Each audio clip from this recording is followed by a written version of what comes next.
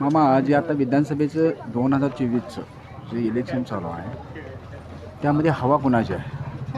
KP. साहेबांची. बरं मग आता के.पी. साहेबांनी आम्हाला मारुतीचं देऊळ दिलेलं आहे बांधून, प्रगती केली आहे तळाशी.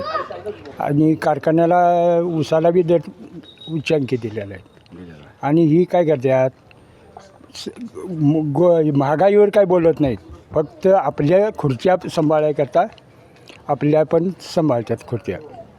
महागाईचं काय, बोलत नाही. महागाईवर काय बोलत नाहीत. विद्यमान आमदार असं म्हणतात की मी ह्या मतदारसंघामध्ये कोटीची विकास कामे केलेले आहे. मग जाऊन दे की तो आता रस्ते बघा, रस्ते मंजूर केल्यात का, आहेत काय तयारीत? आता कागदावर असतील, दिलेलं त्यांनी कागदावर, इथं प्रत्यक्षात काय नाही. आता सफाई रस्ता हे दिसतात उकारलेलं, मग प्रगती कुठं केली?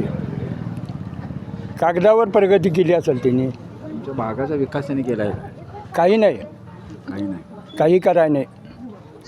बरं, मग त्यांच्यावर जी टक्केवारी आणि गद्दारीचा जो आरोप झाला त्याबद्दल तुम्हाला काय, तुमचं काय म्हणणं? अहो एक नंबर, त्यावेळी आम्ही बी उद्धव ठाकरेकडनी सुरुवातीला 98ला आमची शाखा होती, शाखा प्रमुख भाव होता.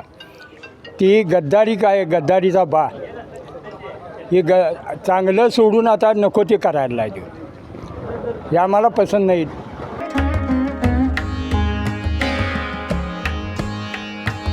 सणासुदीचा आनंद द्विगुणित करा वारणा उत्पादनांसोबत. वारणा श्रीखंड, तूप, दही, दूध, लस्सी, बटर, चीज, आणखी बरंच काही. सणासुदीच्या काळात शुद्ध आणि सात्विक वारणा उत्पादने घरी आणा. वारणा, आनंद अस्सल चवीचा.